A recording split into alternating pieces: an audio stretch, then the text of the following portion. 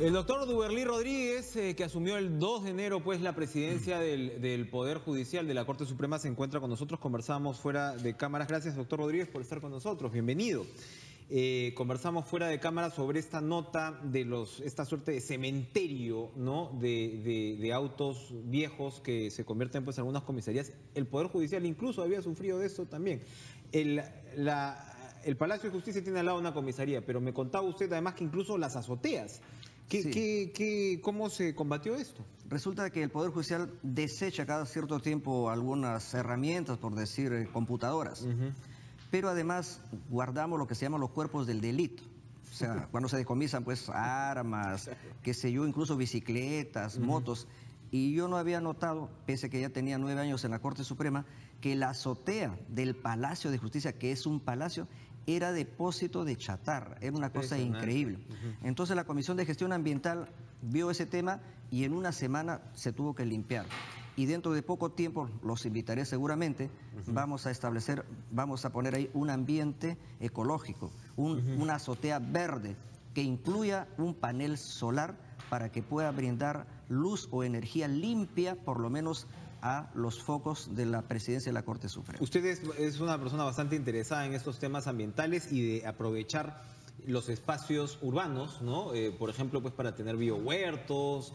Y de hecho, nos vamos a alejar un poquito el tema, pero creo que vale la pena, porque cuando uno habla de un edificio emblemático como el del Palacio de Justicia, nos lleva a pensar en los techos de Lima, esta imagen que usted no tiene detrás.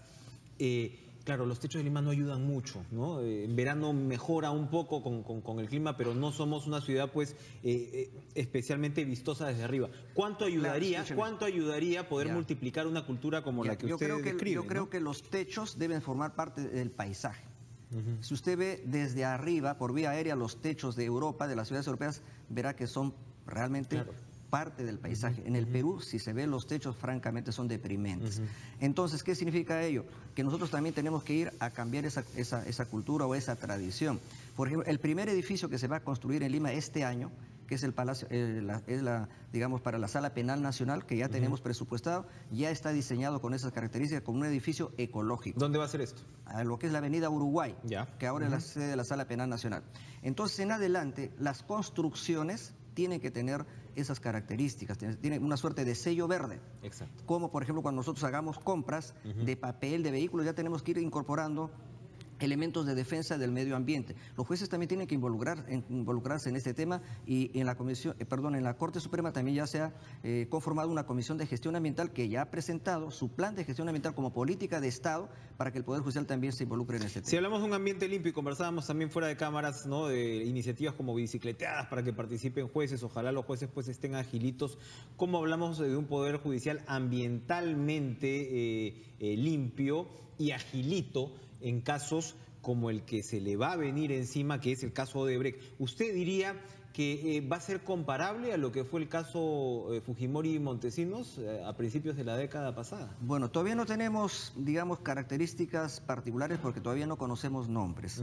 Pero si en los nombres se llegara a involucrar a expresidentes de la República, porque hay 3 gobiernos que estarían implicados, pero hay que ver pues los nombres, pueden ser expresidentes, pueden ser exministros, pueden ser altos funcionarios. Entonces todavía no puedo yo decir cuál es la dimensión en términos personales. Si este tema implicaría a expresidentes de la República, estamos hablando de cosas muy, muy grandes y obviamente que comprometerían o pondrían un reto no solamente al Poder Judicial, sino a todo el sistema de administración de justicia. Usted anunció como una de sus primeras medidas el tema de la implementación de un verdadero sistema anticorrupción. ¿Qué teníamos hasta ahora y qué cosa es lo que vamos a tener? Bueno, nosotros tenemos órganos jurisdiccionales que ven todos los delitos, desde narcotráfico, homicidios, robos agravados y también delitos contra la administración pública. Pero si hablamos de un tema de tal envergadura que requiere, diríamos, mucha dedicación, entonces tenemos que implementar una suerte de sistema nacional de justicia especializada en delitos de corrupción de funcionarios o delitos de corrupción que se los conoce. Y que quede ahí, que no se limite a un caso como el de Odebrecht, que sea un sistema permanente. Claro, permanente, pero dependerá, pero pondremos los órganos jurisdiccionales en función de la carga procesal, porque si no tenemos muchos casos tampoco, ¿por qué vamos a poner un aparato que sea muy inmenso? Eso depende de las necesidades.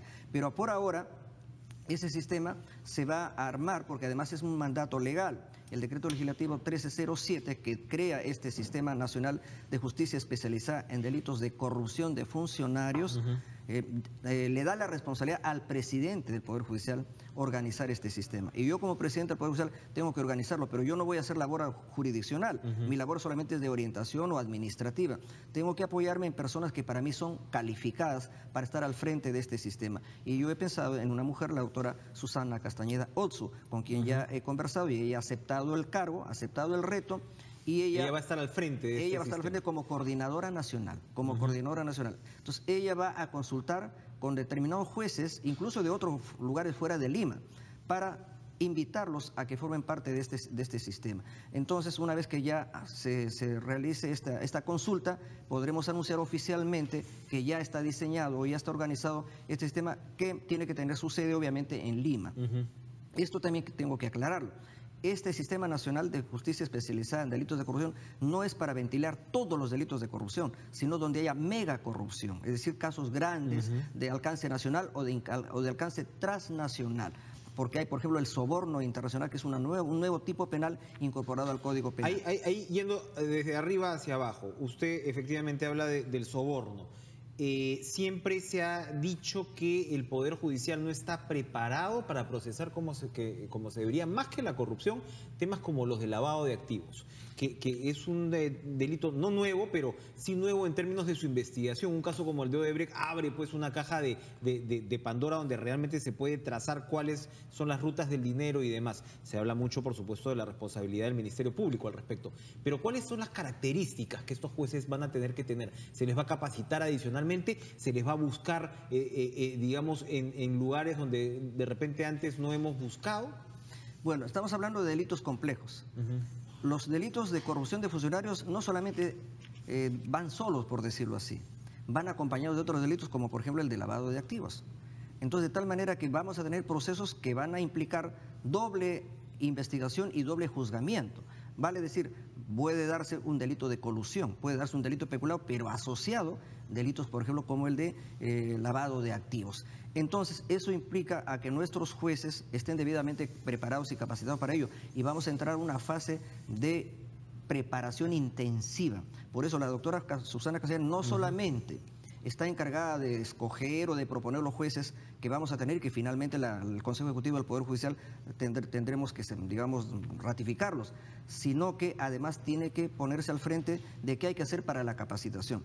Pero en el Perú, en el caso del sistema de justicia, tenemos un organismo que se encarga de la capacitación de jueces y fiscales, es la Academia de la Magistratura. Yo ya me he reunido con el doctor Josué Pariona Pastrana, que es presidente del Consejo Directivo de la Academia, y con él hemos quedado que esta semana comenzamos ya a diseñar el contenido, la currícula, la malla curricular de esta capacitación, que va a ser de manera intensiva. Incluso yo creo que esto ya va a empezar en el mes de febrero, porque para la implementación de este subsistema, el decreto legislativo 1307 nos da un plazo de 90 días, pero nosotros no vamos a esperar que pasen los 90 días para recién a comenzar a caminar. No, ya estamos caminando. Por ejemplo, ya he escogido a la persona que va a hacer la labor de coordinadora nacional, pero la capacitación tiene que ser de inmediato. Entonces, ya con la Academia de la Magistratura estamos ya trabajando en este tema. ¿Qué cursos se van a dictar? ¿A qué profesores vamos a poner? Eso ya es materia, porque, por ejemplo, aquí me interesa la participación de la Contraloría General de la República, que tiene una escuela también nacional. Porque son ahí, por ejemplo, ¿quiénes intervienen en la Contraloría? Los peritos o las personas que son especializadas en técnicas de investigación, por ejemplo, de las licitaciones, del concurso de precios. Eso no es un tema que lo manejan con mucha facilidad los jueces, lo manejan, por ejemplo, los que trabajan en la Contraloría. Entonces, por ejemplo, profesores que vienen de la Contraloría deben estar, por ejemplo, en este ciclo de capacitación. No solamente los abogados, pues, o jueces que somos abogados, porque nosotros tenemos una formación técnica en derecho, pero no tenemos, por ejemplo, mucha formación en contabilidad o en temas, digamos, de gestión pública. Entonces, nosotros tenemos que ser apoyados o auxiliados por personas debidamente calificadas a fin de que cuando nos toque intervenir podamos resolver conforme a derecho, ¿no? Otro caso, doctor Rodríguez, antes de pasar un poco a lo que ha sido la resolución de la huelga del Poder Judicial y lo que se viene. Me ha preocupado, particularmente preocupa, el caso de este sujeto conocido como Peter Ferrari. Ustedes, que está señalado pues como ser un gran lavador de oro. En este caso, que por supuesto esta persona ya está con detención preventiva, se habla pues de más de 600 millones de dólares exportados de manera irregular de toda una mafia. En este caso, antes se han dado resoluciones del Poder Judicial que lo habían beneficiado directamente, a pesar de las investigaciones de prensa, a pesar en estas materias de avances del Ministerio Público y avances de la policía. Cuando ocurre una situación de estas, donde ha habido no solamente resoluciones en el oriente del país, ¿no?, en más de un caso, y hay una persona relacionada con la red de Orellana, un juez que ya está, ¿no?, en prisión, el magistrado Boza, ¿no?, pero se dieron otras resoluciones hasta muy recientemente. ¿Cómo reacciona el Poder Judicial ante un caso como este? Bueno, ¿cómo se va a sancionar o investigar a estos jueces? Bueno, en primer lugar, la ONMA es la que se encarga de investigar presuntas inconductas funcionales de los jueces. Pero también tengo que decir una cosa. Si hay una resolución que, por decir, no está ajustada a derecho, nosotros tenemos el mecanismo de la impugnación, o para que lo entiendan claramente, la apelación. Entonces, una decisión que aparentemente pudiera ser equivocada debe ser cuestionada. Lo que a mí me preocupa es que, por ejemplo, pueda aparecer una resolución equivocada de un juez y nadie dice nada, ni la Fiscalía ni la Procuraduría. ¿Por qué? Porque entonces estarían callando en 7 idiomas y estarían, digamos, avalando una presunta resolución irregular. ¿Se suelen dar casos así, que la prensa dice, oiga, mire esta resolución, y el Ministerio Público no reacciona? A veces ha ocurrido así. Entonces hay responsabilidades compartidas, porque es muy fácil decir, el Poder Judicial resolvió eso, y reclamaron las partes. Acuérdense que en todo proceso hay partes. Y entonces si las partes después no dicen nada, entonces después ya no pueden estar reclamando, porque convinieron, aceptaron, convalidaron una decisión. Pero como le digo, si hay una decisión equivocada, está el superior en grado para corregir, el superior en grado, porque la ONMA no está para corregir resoluciones judiciales, la ONMA está para castigar presuntas inconductas funcionales. Entonces lo que quiero decir es que si alguien quiere reclamar algo, tiene que ser dentro del proceso. Dentro del proceso. Y también hay que tener en cuenta una cosa, cuando salen estas noticias, vienen de juzgados muy alejados. O sea, se buscan, digamos, lugares muy alejados, y por lo general los jueces que dan esas resoluciones no son jueces titulares, ¿me entiendes? Son jueces supernumerarios. ¿Y no deberíamos de alguna manera eliminar ya esas posibilidades? ¿Por qué cuando el oro, por ejemplo, está decomisado aquí, son resoluciones que salen de Ucayali, son resoluciones que salen... ¿Por qué? ¿Cómo evitar esta situación? Ahí hay temas de lo que se llama competencia. Por ejemplo, hay personas jurídicas o empresas que tienen domicilios en varios lugares. Es decir, una empresa pues tiene su domicilio en Lima, pero luego dice, también tengo domicilio en Ucayali, en Pucallpa. Entonces, de acuerdo a la ley digamos... No hay nada que hacer ahí. De acción de amparo, el demandante escoge el lugar del domicilio de su empresa, ¿me entiende? Entonces, lo que pasa es que hay empresas que para cubrir esa excepción se ponen como que tienen domicilio en varios lugares del país. Entonces ellos escogen prácticamente a su juez. Pero en esa parte yo creo que las acciones de garantía deben ser restringidas al mínimo y establecerse que toda demanda debe ser interpuesta en el domicilio principal de la empresa. Porque si la empresa principal tiene, por hablar un caso, qué sé yo, pues la Coca-Cola tiene su sede principal en Lima, pues que las acciones de amparo sean planteadas en Lima. Y no me va a decir la empresa, no, pero también tengo un domicilio procesal en, qué sé yo, en Camaná.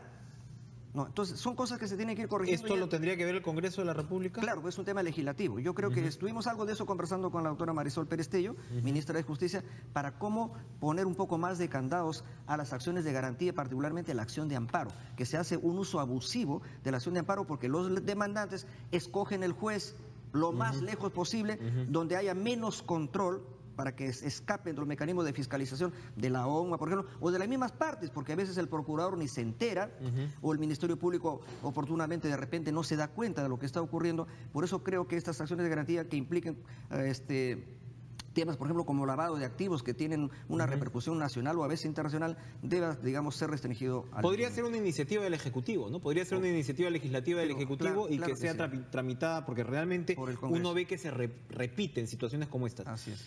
A usted lo veo con las pilas superpuestas. Y claro, está reaccionando sobre la marcha y está anunciando, como usted dice, pues... políticas que van más allá pues de los plazos acotados y demás. Sin embargo, en nuestras conversaciones veo que el tema de corrupción dentro del Poder Judicial, usted también dice, ojo, ¿no? Que aquí el problema no es necesariamente el de los jueces, en muchos casos es el de los jueces que no son titulares, o puede haber problemas con el Ministerio Público, o puede haber problemas, ¿no? Como nos acaba de decir, cuando no se impugna. ¿No le preocupa a usted la corrupción dentro del Poder Judicial en términos ya de elementos de la magistratura? ¿Cuál es su opinión exacta? ¿Confía mucho en el cuerpo de jueces? Usted los conoce, por supuesto. ¿Nos puede decir que es poca la corrupción dentro del Poder Judicial? No es que no me preocupa, porque aun cuando fuera un caso individual o aislado, tiene que preocuparnos, porque por un solo caso de corrupción, la imagen del Poder Judicial se va a los suelos, ¿me entiende? Por culpa de un mal juez. Pero también tengo que ser objetivo. Yo no me puedo guiar por los rumores o por lo que dice la gente. Me tengo que guiar por los hechos concretos. Un juez no puede ser irresponsable y guiarse por un rumor. Entonces yo pregunto, ¿cuántos casos en la ONMA hay que se están investigando por temas de corrupción de un juez?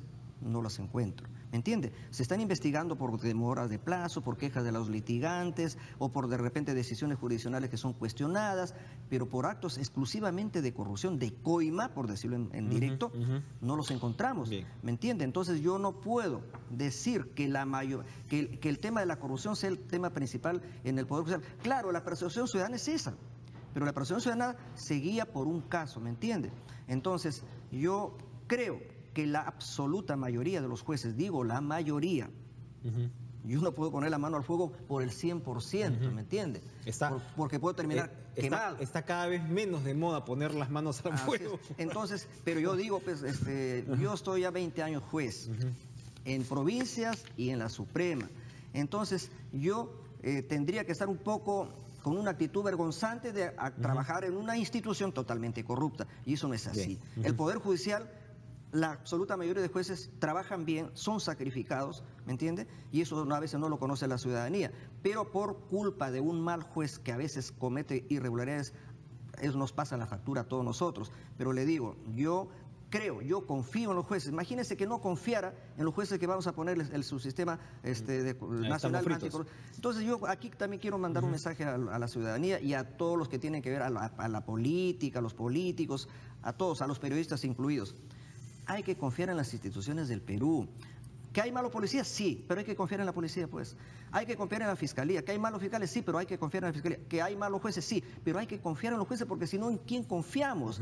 Si desconfiamos de todos, estamos debilitando el sistema. Y más bien estamos promoviendo, le estamos haciendo un gran favor a la corrupción. ¿Por qué? Porque la corrupción va a decir, no, esos jueces no son independientes, no son imparciales, van a resolver por consigna, etcétera, etcétera. Entonces, ojo, no debilitemos las instituciones del país. Para terminar, usted nos comentaba la semana pasada por vía telefónica que va a actuar en 3 frentes inmediatos concluida la huelga del Poder Judicial. Uno es la nueva escala salarial que cae en las manos del MEF.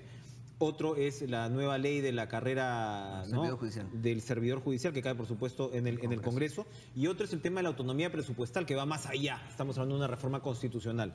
En lo inmediato, ¿cómo se va a mover en esa cancha? Porque, claro, acá depende usted del Ejecutivo, del Congreso, y otra vez del Congreso, cuando hablamos de una reforma constitucional, que es algo todavía más ambicioso. Yo pienso que siempre hay que tener la iniciativa.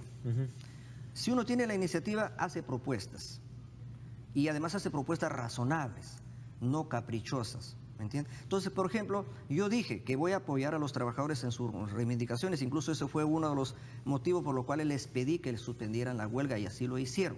Y ahora también espero que ellos comprendan por qué se ha tomado la decisión de no tener vacaciones judiciales en el mes de febrero. ¿Por qué? Porque tienen que entender que es un servicio, así como los hospitales no pueden parar, porque hay un servicio que la ciudadanía demanda. Entonces el Poder Judicial tampoco no puede parar, porque ya tenemos una carga procesal acumulada de años y de años. Entonces, ambos, cuando llueve todos se mojan. Jueces y trabajadores tenemos que trabajar, tenemos que tener mística de trabajo. ¿Que el tema de las vacaciones es un derecho? Claro que sí. Se tienen que acomodar simplemente a un cronograma, pero que no signifique la paralización. Entonces yo dije que los voy a apoyar. ¿Y qué cosa he hecho? Yo anuncié que voy a poner una mesa de trabajo. Y el día viernes hemos instalado la primera mesa de trabajo por primera vez en la historia del Poder Judicial, con técnicos, donde están los trabajadores representados, sus sindicatos, sus federaciones, y está la gerencia del Poder Judicial, y he puesto un juez supremo al frente de esa comisión, el doctor Javier Arévalo, que es un especialista en laboral. Él está presidiendo esta comisión, y ellos son los que van a diseñar las propuestas de solución a este tema. Y una de esas que yo he sugerido, espero que lo trate la comisión, porque ahí ya no puedo yo, digamos, ordenar, porque ya he puesto una comisión. Hay una persona. Entonces, una de las cosas que a mí se me ocurre es la de una nueva escala de remuneraciones para los servidores judiciales, que se dio la última vez en el año 2012 en el gobierno del señor Humala, pero ya pues ha pasado 4 años y esas remuneraciones están muy atrasadas. Entonces, vía decreto supremo, que obviamente es competencia del Ministerio de Economía y Finanzas, se puede actualizar esa escala de remuneraciones. Como usted ha dicho, las otras son alternativas un poquito de mayor plazo. Duberly Rodríguez, presidente de la Corte Suprema, presidente del Poder Judicial, con una corbata ad hoc. De repente no sé si se llega a ver, que es la balanza de la justicia. Habría que ponerle, doctor Rodríguez, un tema digital, de balanza digital, que es otro de sus... ¿no? Otro de sus objetivos realmente de digitalización de un Poder Judicial que ante todo debe ser justo, equilibrado, balanceado, ¿no? Y sobre eso darle las ventajas pues que necesita y que requiere. Gracias por estar con nosotros, estaremos conversando de esta y otras materias. Vamos a irnos a una pausa a las 7:56 de la mañana, no se vayan.